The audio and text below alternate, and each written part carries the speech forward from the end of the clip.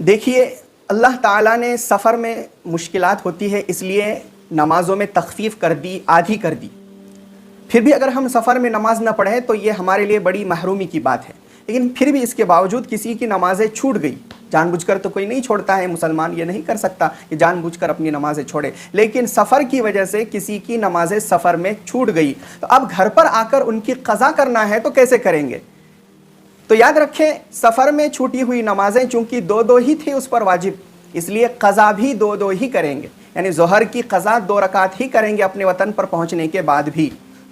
عصر کی عشاء کی 2 رکعتیں ہی قضا پڑھیں گے، وطر میں تو قصر نہیں ہوتی، اس کی تو 3 رکعتیں پوری پڑھیں گے، اور قضا آپ کو معلوم ہے صرف واجب کی اور فرض کی ہوتی ہے۔ لیکن اپنے وطن پر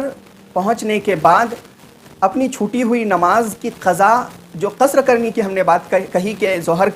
کی نماز چھوٹ گئی اور 4 ساڑھے 4 بجے کے قریب اگر کوئی اپنے وطن پہنچ رہا ہے تو اس کو قصر کرنا ہوگا، وہ اس وقت حکم ہے جبکہ ظہر کا وقت ختم ہو چکا ہو اور پھر وہ نماز پڑھ رہا ہو، اس کی قضا کر رہا ہو تو پھر اس کو 2 رکعت قضا کرنی ہوگی، ورنہ اپنے وطن پہنچ گیا اور ابھی ظہر کا وقت باقی ہے، مثلا 4 یا ساڑھے 4 بجے ہیں اور ابھی ظہر کا وقت باقی ہے، تو اب چاہے جماعت چھوٹ گئی لیکن وقت تو باقی ہے، اس لیے ظہر کی 4 رکعتیں پوری ادا کرنی ہوگی، اس لیے کہ اپنے وطن پر پہنچنے کے بعد پوری نمازیں ادا کرنی ہوتی ہے، یا جس جگہ 15 دن یا اس سے زیادہ ٹھہرنے کا ارادہ ہے اس جگہ پہنچنے کے بعد بھی اگر کوئی قضا کر رہا ہے اور وقت باقی ہے، اسی نماز کی قضا کر رہا ہے جس کا وقت ابھی باقی ہے تو پوری پڑھنی پڑے گی، اور یہ حقیقت میں تو قضا نہیں ہے، ادا ہی ہے، لیکن کچھ لوگ سمجھتے ہیں کہ جماعت چلی گئی ہے تو یہ شاید قضا ہے، یہ قضا نہیں ہوتی ہے، حقیقت میں ادا ہی ہوتی ہے، لیکن اگر وقت گزر جائے تو وہ حقیقت میں قضا ہوتی ہے، ظہر کا وقت پوری طرح ختم ہو گیا، عصر کا وقت شروع ہو گیا اور اب وہ گھر پہنچا ہے اپنے، تو اب قضا کرنا ہے تو 2 رکعتیں ہی قضا کرنی ہوگی۔